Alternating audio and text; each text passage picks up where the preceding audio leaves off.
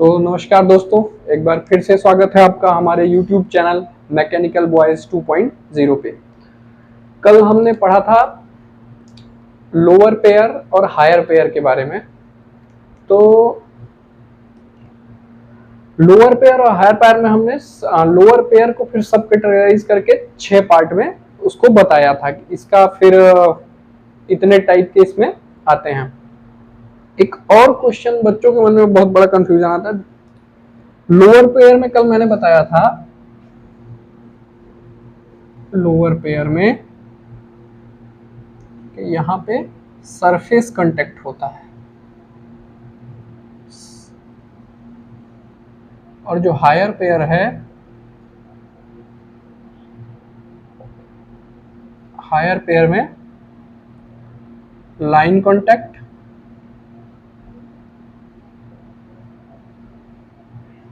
और point contact.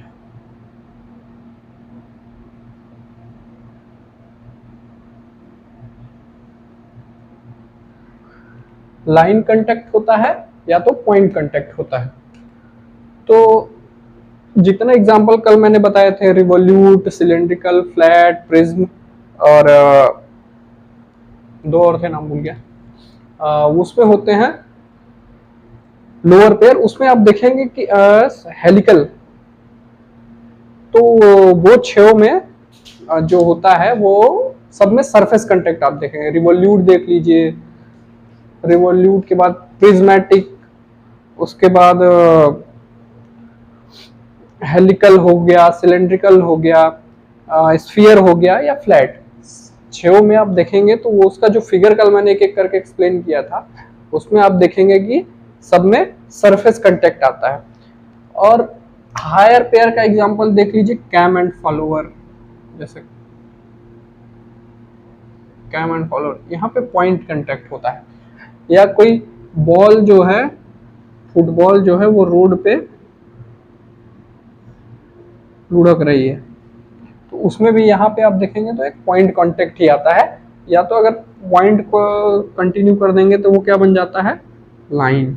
तो point contact या लाइन कांटेक्ट जहां पे आएगा वहां पे हायर पेयर होता है।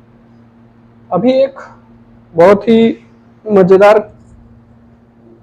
क्वेश्चन है या डाउट आता है बच्चों के मन में, लेकिन वो पूछते नहीं है। क्या कि अगर कोई गाड़ी, जैसे कोई 4 व्हीलर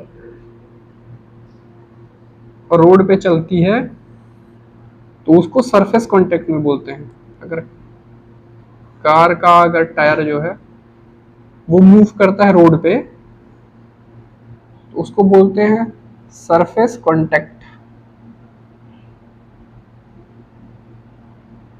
यानी ये आता है आपका लोअर पेयर में। लेकिन अगर जो ट्रेन चलती है,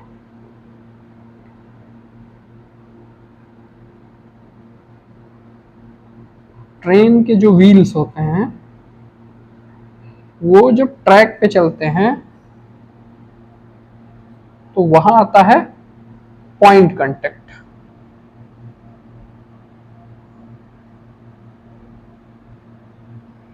यानी हायर पेयर।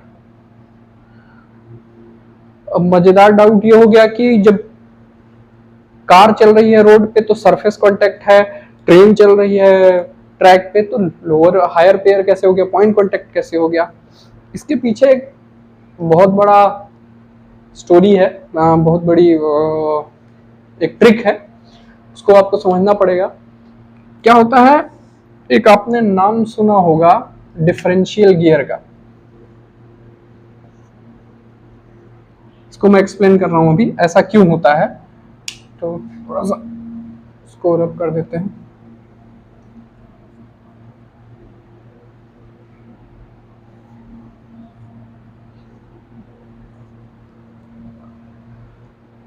डिफरेंशियल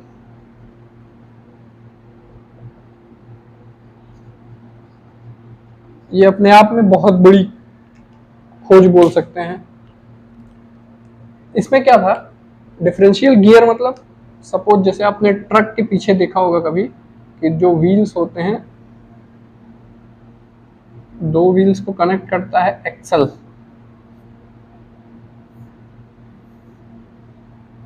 तो इस एक्सल के बीच में यहाँ पे देखे होंगे, बीच में एक इतना बड़ा सा एक कुछ मैकेनिज्म लगा रहता है, उसके ऊपर ट्रक के पीछे देखेंगे तो राक्षस बना देते हैं उस पर, या कुछ शायरी वायरी लिख देते हैं। इसको होता है ये डिफरेंशियल गियर।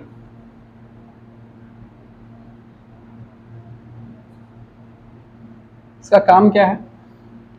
डिफरेंशियल गियर का काम होता है, सपोज ये गाड़ी जब सीधे जा रही है तब तो ठीक है, लेकिन जैसे ही टर्निंग आती है, सपोज ये टर्न करना हुआ, तो आप देखेंगे कि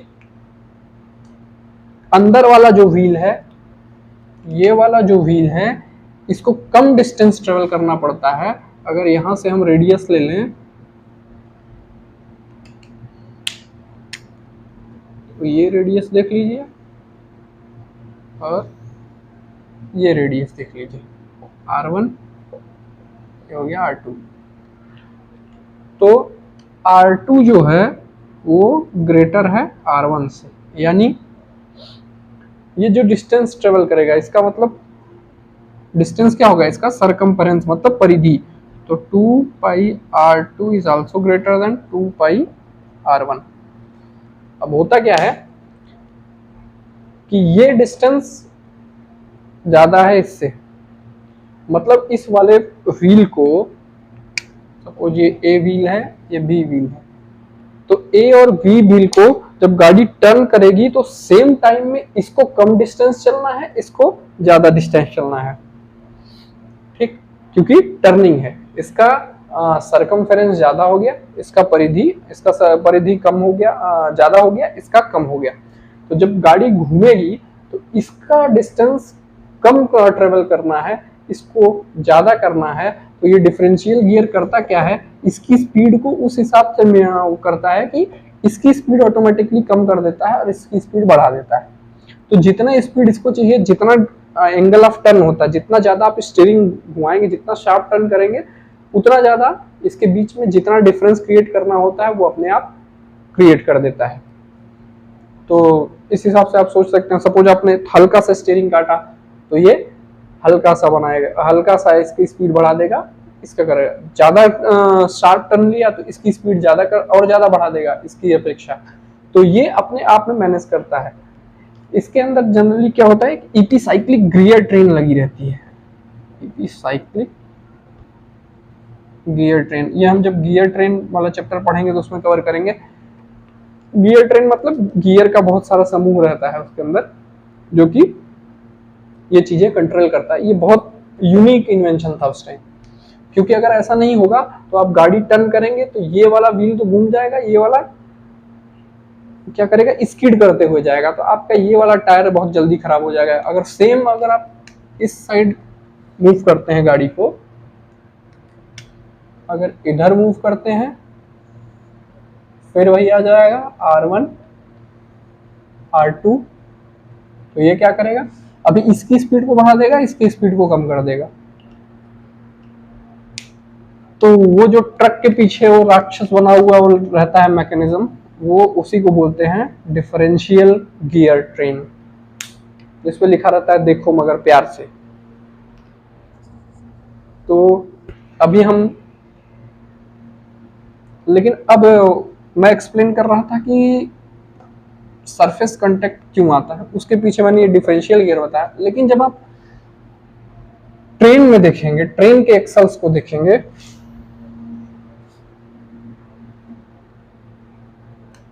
वो तो हो गया ट्रक, देखो मगर प्यार से वाली बात। लेकिन जब आप आएंगे ट्रेन के व्हील पे,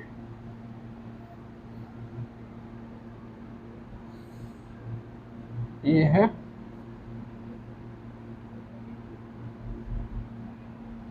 ट्रेन का व्हील। ट्रेन के व्हील में आप देखेंगे, ये नहीं देखे होंगे तो कहीं मालगाड़ी खड़ी होगी, कहीं से स्टेशन पे जाते हैं तो ट्रेन के नीचे घुस के नहीं देखना है, बाहर से ही देखिएगा, उसके एक्सल डायरेक्ट जुड़े रहते हैं। उसके एक्सल ये डायरेक्ट जुड़े रहते हैं, इसमें कोई भी डिफरेंशियल गियर नाम की चीज नहीं रहती है। तो डिफरेंशियल गियर नहीं रहती है तो इसका मतलब ट्रेन हमेशा सीधी चलती है, ट्रेन तो कभी घूमती नहीं है, ऐसी बात है क्या? नहीं, ट्रेन मूव करती है। तो आप देखेंगे जब टर्निंग होती है तो ट्रेन को एकदम शार्प टर्न नहीं करते हैं, बहुत, आप कभी पटरी देखेंगे तो बहुत लंबे एरिया में उसको धीरे से टर्न लेते हैं, बिल्कुल शार्प टर्न नहीं लेते हैं, स्मूथ टर्न लेते हैं धीरे धीरे। तो उसके जब व्हील्स को आप ऑब्जर्व करेंगे तो व्हील्स में क्या होता है, तो ये व्हील है तो उसमें एक टेपरनेस दी रहती है, मतलब हल्का सा व्हील देखेंगे तो एकदम बिल्कुल फ्लैट नहीं होता है, वो ऐसे टाइप का रहता है, ऐसे ऐसे रहेगा, यानी उसका कर्वेचर व्हील का होता है ऐसे या ऐसे।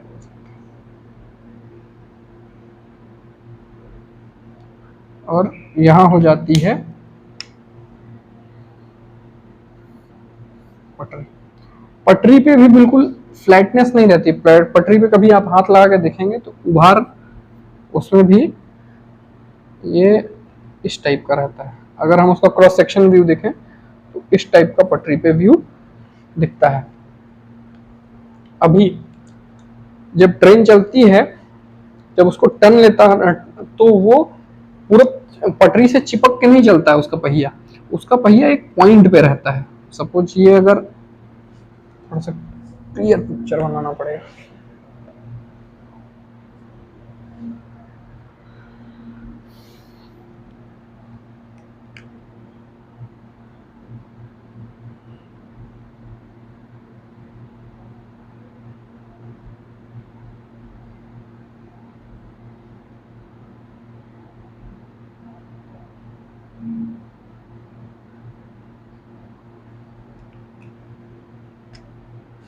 हो गया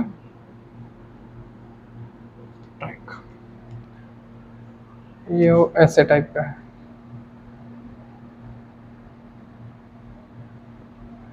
ये समझ लीजिए रेलवे की एक पटरी है, तो इसका जब उभार देखेंगे आप ऐसे, इस पे जब ये व्हील चलता है तो व्हील क्या होता है, एक पॉइंट पे रहता है,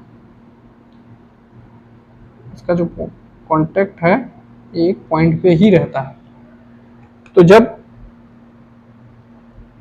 और इसके वो देखेंगे तो मैंने बताया ना इसमें भी इस टाइप का उभार रहता है ऐसे, तो वो एक साइड से एक पॉइंट पे चिपक के चलता है।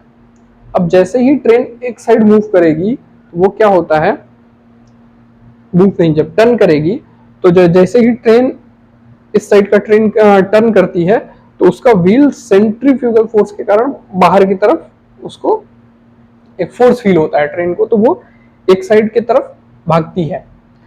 जैसे हम गाड़ी में बैठे होते हैं, अगर गाड़ी इस साइड मूव होती है तो हमको इस आउट साइड में एक फोर्स लगता है, तो जैसे ही ये ट्रैक अगर मुड़ा तो उसमें इसको फील होगा कि हम ये ट्रेन को इस साइड एक फोर्स फील होगा, तो ट्रेन उधर शिफ्ट करेगी तो उसके पहिए की जो कर्वेचर है, जो बनावट है, जो सरफेस वो है, वो क्या होता है, इस टाइप का होता है कि वो अपने आप जब इधर से सपोज ये है इधर से इधर फैलेगा तो इधर वाले का एरिया बढ़ जाएगा घूमने का।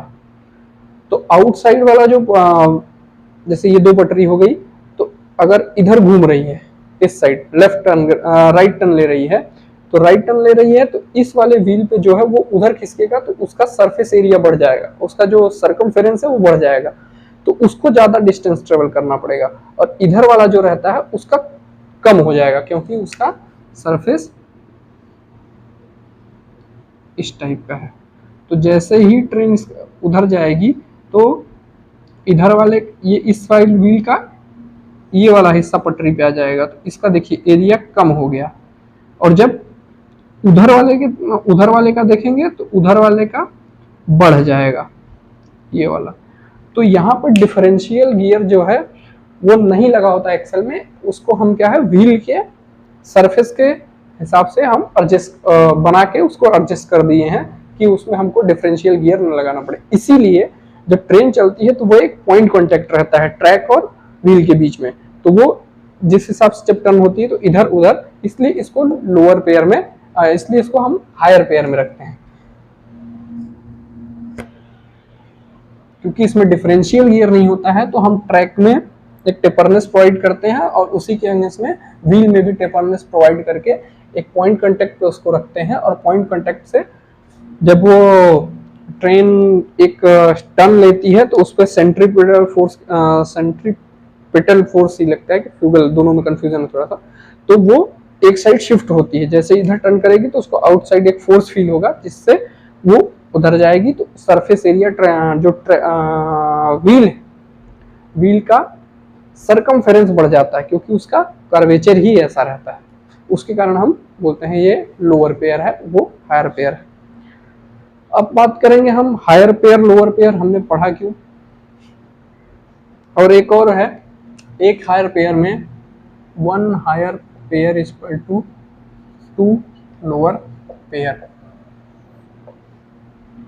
मतलब अगर आप कहीं पे भी देख रहे हैं कि हायर पेयर लगा हुआ है, मतलब पॉइंट कांटेक्ट है, तो पॉइंट कांटेक्ट को हटाने के लिए, अगर पॉइंट कांटेक्ट हटा करके आप सरफेस कांटेक्ट लाना चाहते हैं, तो वहां पे एक हायर पेयर हटाने के लिए हमको दो लोअर पेयर लाने पड़ेंगे।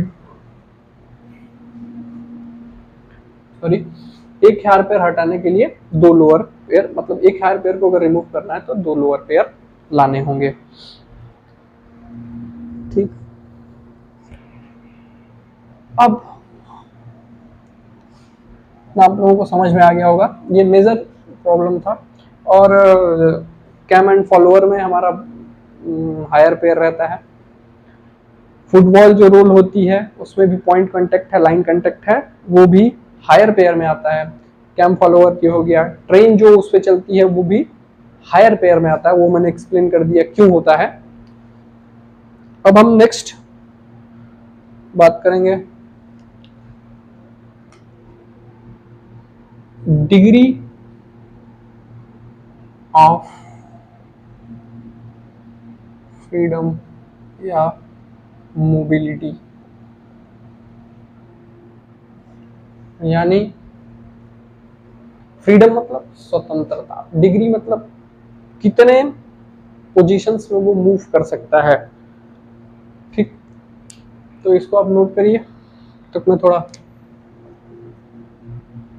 पानी पी लेता हूं।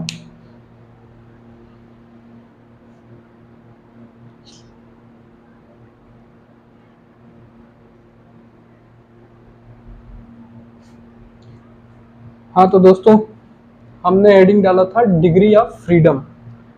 फ्रीडम मतलब स्वतंत्रता, डिग्री कितनी है, या उसी को हम बोलते हैं मोबिलिटी। चलिए एक पहले मोटे मोटे तौर पे समझ लेते हैं कि डिग्री ऑफ फ्रीडम है क्या। सपोज एक ऑब्जेक्ट है,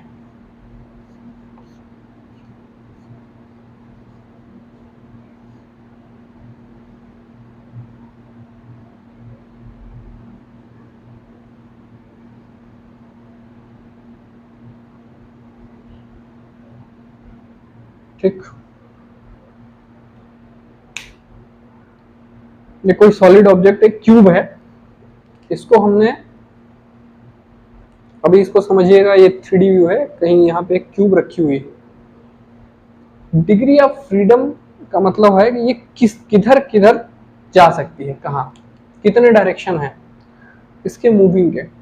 तो सबसे पहले आप लोगों ने ग्राफ पढ़ा होगा, तो उसमें एक्स वाई जेड ये 3 डायरेक्शन होते हैं। अगर किसी रूम में बैठे हैं तो एक कॉर्नर को पकड़ लीजिए, एक एक्स, एक वाई, एक जेड।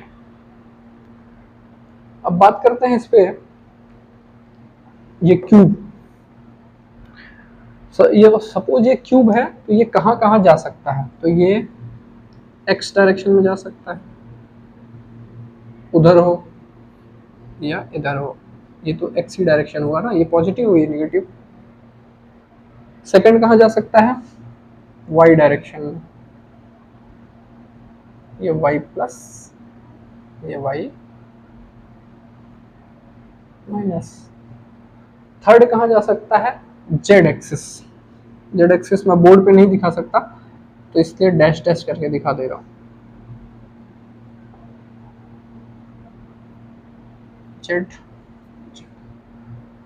ठीक, सपोज ये मार्कर को आप समझिए एक ऑब्जेक्ट है जस्ट लाइक क्यूब, तो ये कहाँ कहाँ जा सकता है, एक्स, ठीक, वाई और जेड। तो क्या हो गया, एक्स वाई जेड। ठीक, एक्सेस आप अपने हिसाब से एक्स वाई जेड किसी को चूज कर सकते हैं, इसको एक्स ले लीजिए, इसको वाई, इसको जेड, इसको एक्स, इसको वाई, इसको जेड, वो मैटर नहीं करता, समझ में आना चाहिए। ये हो गया 3 डायरेक्शन। तो अभी इसकी कितने डायरेक्शन में, एक्स वाई जेड, 1 1 1, 3 हो गया। इसके अलावा भी और कोई मोशन कर सकते हैं क्या, ये सोचिए। ये मार्कर है, एक्स में गया, वाई में गया, जेड में जा सकता है। अब मैं पूछूं और कुछ मोशन कर सकता है क्या, हाँ कर सकता है। ये इसी एक्सिस पे रोटेट भी हो सकता है, मतलब एक्स एक्सिस पे, एक्स एक्सिस पे रोटेट भी हो सकता है। सेकंड, और वाई एक्सिस पे भी रोटेट हो सकता है। तो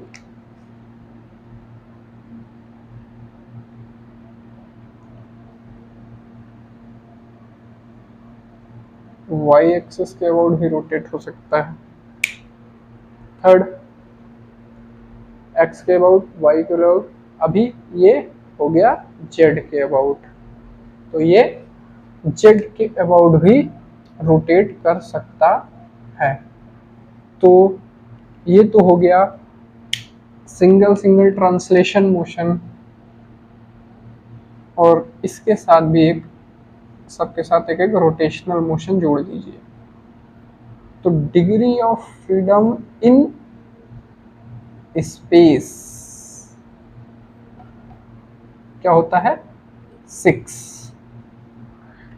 अगर कोई भी ऑब्जेक्ट एक पड़ा हुआ है तो कितने डायरेक्शन में जा सकती है, 6, एक्स वाई जेड, और हर एक्सिस के अबाउट रोटेशन भी पॉसिबल है।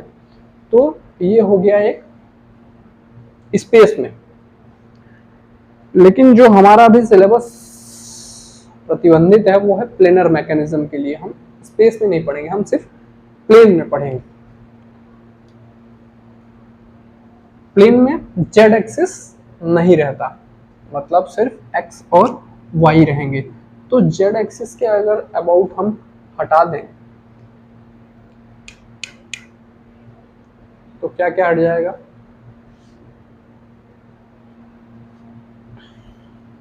चलिए ये हो गया degree of freedom in space.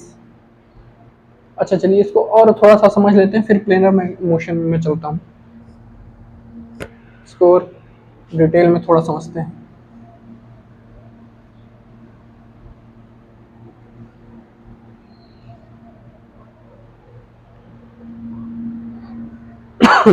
Sorry,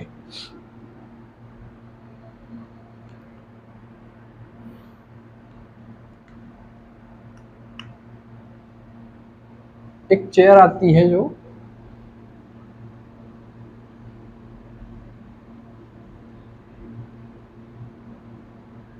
इसमें व्हील लगे रहते हैं और यहाँ पे एक मैनुअल स्प्रिंग टाइप का कुछ लगा रहता है जो अप एंड डाउन करता है। इसके अगर हम डिग्री ऑफ फ्रीडम समझें तो कितना होगा,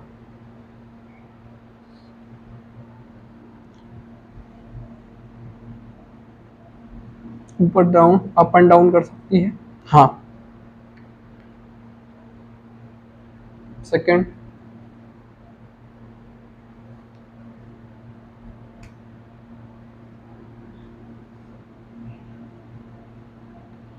आगे पीछे जा सकती है, जा सकती है। थर्ड, रोटेशन किसके अबाउट पॉसिबल है, इसका रोटेशन सिर्फ ये पॉसिबल है, तब ये वाला रोटेशन कर सकती है ये, उसके अलावा ऐसे कर सकता है क्या? नहीं। और ऐसे ये भी नहीं। इसकी डिग्री ऑफ फ्रीडम कितनी होगी? वाई में भी जा सकता है, हाँ जा सकता है, व्हील्स लगे हैं तो 3 ये और 1 रोटेशन, 4 डिग्री ऑफ फ्रीडम। ठीक, ऐसे आप कुछ भी चीज इमेजिन कर करके अपने आप से सोचते रहिए तो आपको पता चल जाएगा, तो और क्लैरिटी आती जाएगी। अगर कुछ नहीं समझ में आता है तो कमेंट बॉक्स में पूछ लीजिएगा। अभी ये हम बात किए हैं स्पेस में, मतलब अगर स्पेस पे कोई बॉडी मूव रख दें तो एक्स में जाएगी, वाई में जाएगी, जेड में जा सकती है, रोटेशन पॉसिबल, तीनों में रोटेट भी कर सकती है। ये है degree of freedom of A free body in space. लेकिन जैसे ही हम एक मोशन उसका ब्लॉक करते जाते हैं, कौन कौन सा मोशन ब्लॉक करते जाएंगे उस हिसाब से उसकी डिग्री ऑफ फ्रीडम कम होती जाएगी। अगर कुछ भी कंस्ट्रेंट नहीं लगाए, कुछ भी रोके नहीं, तो उसकी डिग्री ऑफ फ्रीडम 6 होगी स्पेस में। लेकिन जैसे ही हम प्लेनर में आते हैं,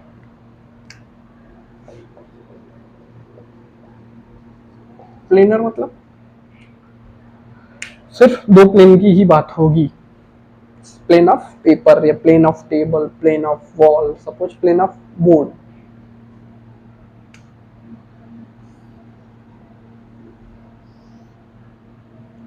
ठीक, इसमें सिर्फ 2 प्लेन है, एक्स एंड वाई।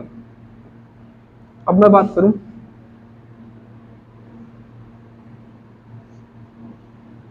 इसमें कोई ऑब्जेक्ट रखा है तो कहां कहां जा सकता है। ठीक, तो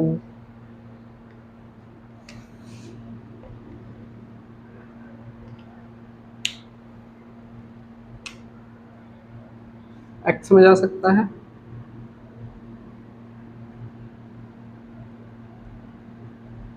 वाई में जा सकता है। ठीक, जब जेड एक्सिस है ही नहीं,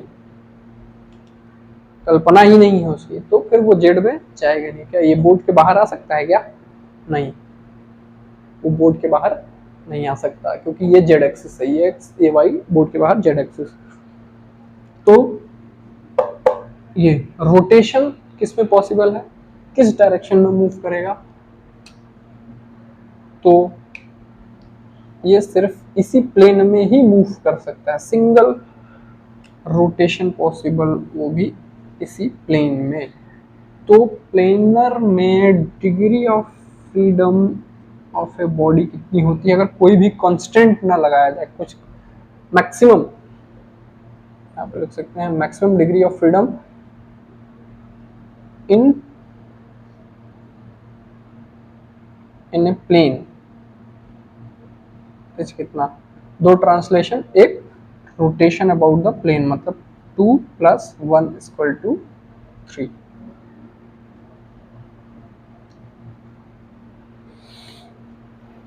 अब सपोज इसका हम रोटेशन ब्लॉक कर दें तो डिग्री ऑफ फ्रीडम कितनी हो जाएगी?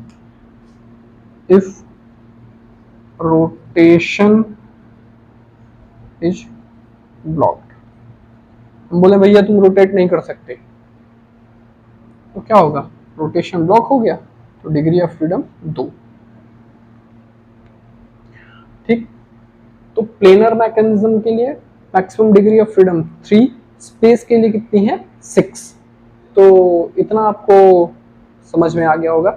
इसके आगे इसमें पुशबैक इक्वेशन है जो प्लेनर के लिए है, फिर स्पेस के लिए भी है। उस पर हम पुशबैक इक्वेशन देखेंगे इन फर्दर लेक्चर, और उसका न्यूमेरिकल्स देखेंगे कैसे जो उसमें पूछे जाते हैं। Most of the grade questions में यहाँ पे आते हैं कि डिग्री ऑफ फ्रीडम पूछ लेता है कि इतना ये है, इतना है, ये मोशन, ये कांस्टेंट है, तो डिग्री ऑफ फ्रीडम कितना है, तो वो पुशबैक इक्वेशन से ही निकलती है। उसके बाद ग्रेसॉफ्स लॉ देखेंगे, और पैरेलली जो मैंने एक बताया आपको 1 HP = 2 LP, मतलब 1 हायर पेयर = 2 लेयर पेयर। इसका हम फर्दर लेक्चर में इसको एक एग्जांपल से समझेंगे भी, ताकि क्लैरिटी और भी अच्छी हो जाए, आपको चीजें और विजुअलाइज हो जाए। ठीक, तो आज के लिए इतना ही। जय हिंद, जय भारत, नमस्कार।